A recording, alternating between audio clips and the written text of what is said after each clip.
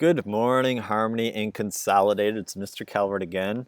Hope that you guys are off to a good start this morning. I'm missing you all very much.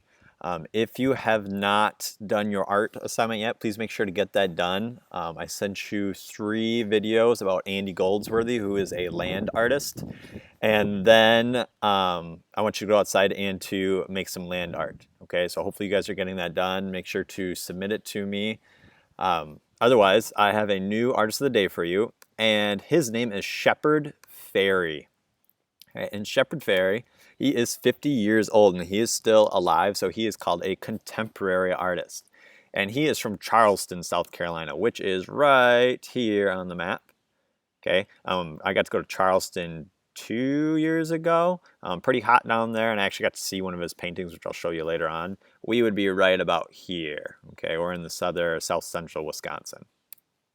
Now, Shepard Fairey, he is a man of many talents. He is a street artist, so he makes artwork outside on the sides of buildings. Oftentimes he does it illegally. He also gets paid to do some of his work as well. Remember that you can't go out and just start painting on the side of somebody's house. That's not okay.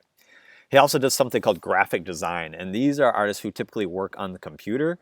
A lot of times they are the people who design things like magazine pages. They make websites look good. They might design logos for companies. They are actually probably one of the most important art fields right now. So if you are interested in growing up to be an artist, being a graphic designer would be a great idea. And he's also well known for being an activist. And an activist is somebody who kind of like stands up for their beliefs. So a lot of times he has certain beliefs or opinions on things, and then he uses his art to try and help those opinions that he has. And some of you guys have probably actually seen some of his work before, and that is because he actually has his own clothing line called Obey. And it's a really famous company. You guys have probably seen it and just don't even know it, actually. Actually, I have a bunch of his posters hanging up in our art room that we'll see in a minute. Actually, this one's hanging up in our art room now that I think about it. This one off to the side that says Obey. When we look at his artwork, we say that it's really bold. It has a graphic style. So that means that he doesn't use a lot of colors. We don't really see him change from one color to another. Usually, he like picks a color and sticks with it. So like this black, it's just all black. The red is red. It's not like going from red to orange or different kinds of red. So he really just picks a couple different colors. It doesn't use a whole lot. And then uses kind of these simple basic shapes. So when we think of like graphic style, a lot of times we think of like logos, like the Nike swoosh or the Adidas logo. Those are very graphic style. You know, they're kind of simple. They're usually just one color. When we see his work, a lot of times we'll either see that he either does red and black or he'll work with red and blue. Now, not always, but he really does stick to those two color schemes a lot. And typically his work will have some kind of word on it. A lot of times it's one word, sometimes it's a short phrase. And that's because we said he's an activist with his work. He's trying to promote something, some kind of a cause that he believes in. A lot of times he's trying to bring about good things with his artwork. Now this one off to the right, it says Obey on it. This is probably the artwork that kind of made him real famous. This is actually a picture of an old wrestler named Andre the Giant, and he began to paint these all over the world. Sometimes he'd paint them on, sometimes he'd turn them into stickers and put them up around cities. And he kind of had this idea that if you repeated something enough, whether that artwork even had like a meaning behind it, if people began to see this artwork enough all over the world, that people would begin to think that it was very important, when in reality this artwork doesn't really have a meaning at all.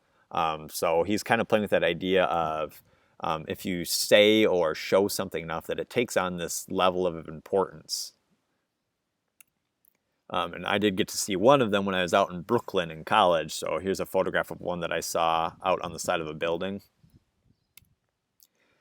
Something else that he's extremely famous for is making this hope poster for President Barack Obama. He made this while Barack was running for president. And Barack's kind of like motto at the time was hope. So we see this rendition of Barack Obama. Once again, we see he's using red and blue. That was one of the color schemes I mentioned before. And then he's also taken that style and he's begun to do other posters. So this is a series he did called We the People. You probably recognize these from my classroom. He made these shortly after Donald Trump was elected president. Now, he doesn't like Donald Trump as a president, and who you like as president is your opinion, but Shepard Fairey did not like him and didn't really care for what he stood for. So he made this series called We the People, and kind of chose people of different backgrounds to represent in this series. Once again, we see he's using red and blue a lot in these artworks as well. And since then, he's done another series called We the Future.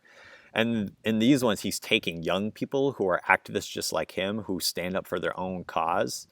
And he's made a series out of them as well. So this one says Our Earth Guardian. So this is probably a young activist who believes in like the environment and things being eco-friendly. And this one says Power to the Polls. So this is probably a young activist who really believes in making sure that people get out and vote. So he's really using his artwork for a lot of good. This is probably one of my favorites by him. It says Make Art, Not War.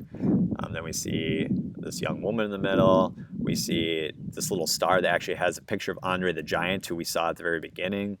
A couple paintbrushes right here. This one we see a lot actually on t-shirts and on posters. And then here is one more mural that I got to see a couple summers ago when I was in Charleston. Just a simple diamond shape with a star in the middle. He's kind of repeating that red and black like I mentioned before.